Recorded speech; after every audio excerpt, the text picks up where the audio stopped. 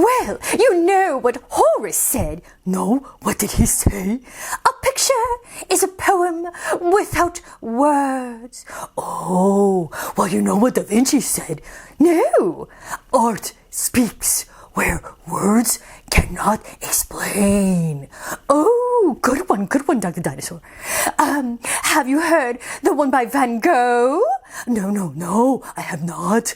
I dream of painting, then I paint my dream. Whoa, and have you heard the one at StoryTeller says? No, I have not. I say great storytelling is the art of bringing great books to life. Oh, good one, storyteller. Yes, that is very, very good. Also a form of art. And this is all about art. If Da Vinci painted a dinosaur, but not just Da Vinci, what would happen if some of the greatest artists from throughout history painted a dinosaur? The dinosaurs would all look very different, very artistic. How different? How artistic? Let's pick up a crayon and find out. If you drew a dinosaur, you might start with 1, an oval body. 2, then add a head and 4 legs. 3, you could draw triangles up and down its back and add a spiky tail. But, if Leonardo Da Vinci drew a dinosaur, it might look like this. You know, there is more than one way to paint or draw a dinosaur. Shall we? Now all these that you're going to see are based on famous paintings. So when you go to the museum one day, these will look kind of familiar. Edgar Degas draws pastel dancers turning playful pirouettes. In the original, it's ballerinas, but here we have dino ballerinas. Cassius Coolidge creates a Cretaceous card game. Oh, dinosaurs playing cards. Classic, famous. Do you see dinosaurs surfing in Katsushika Hokusai's giant wave? Surf's up, bros! Dinosaurs stopped to smell the flowers in Mary Cassatt's garden. Ah, yes, the famous flower and garden portraits. And they graze in Grandma Moses's Green Valley. That's right, Grandma Moses, another famous painter. Parrots play peekaboo in Frida Kahlo's portrait. Oh, and Kibaishi's dinosaur washes through inky bamboo. You see the very different kinds of styles that we're looking at here? That's right, this is Kibaishi's special style, and this is done in the style of Frida Kahlo, if they had drawn dinos. Snippity snip, the paper dinosaurs of Henri Matisse tumble across a wall. Stomp, stomp, stamp. 3-toed tracks surround Andy Warhol's dinosaur soup, Dino Noodle Soup. It's Campbell's Cretaceous. And how many dinosaurs hide in Diego Rivera's lilies? Let's see. 1, 2, 3, 4, 5, 6, 7, 8. I spotted 8. How many did you spot? The same? Let me try again. 1, 2, 3, 4, 5, 6, 7, 8. This time I counted 8. Franz Marc paints a herd of brilliant blue. Ooh, isn't that beautiful? Look at that style. Look at those curves. Look at the color wash. The brilliance of the colors. Dinosaurs leap and play in a painting by Harrison Begay, while Alma Thomas's creatures swirl in a kaleidoscope of color.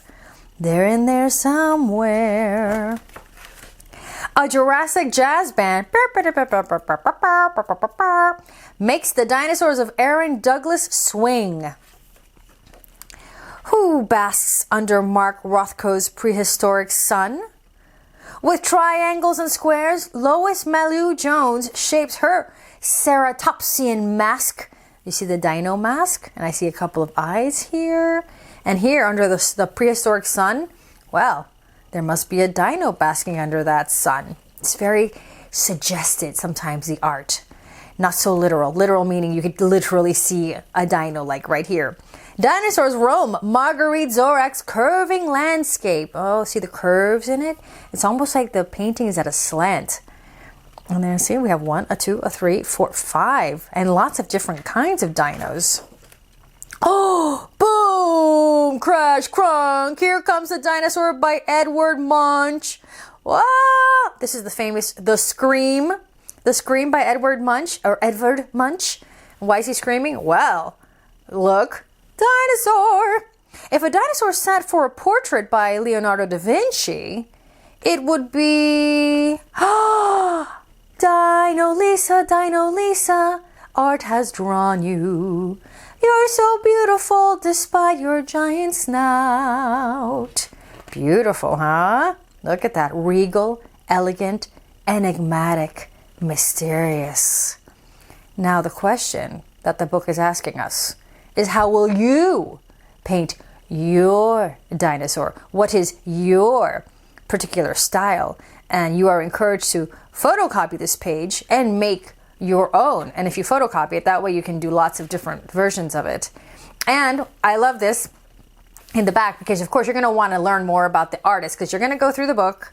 You're going to see which is your favorite style of painting. And you're going to want to learn more about that, because maybe you're a fan of impressionistic art, or maybe you're a fan of pop art like this one right here by Andy Warhol. There's so many different kinds of styles, and this will tell you about the artist and the kinds of styles that they envisioned. It tells you about the famous paintings that everything's based on. For example, the very first one you saw here, that one is called the Vitruvian Man. And that's Adam, usually. You see a fellow right here, not a dinosaur. And that's by Leonardo Da Vinci. And you've got some famous people here. Some of my favorites, Edgar Degas of the famous ballet paintings. We have Frida Kahlo. We've read books about her. She's pretty cool. And, well, it just goes on and on. Harrison Begay, he was a Navajo artist. I think that's pretty cool.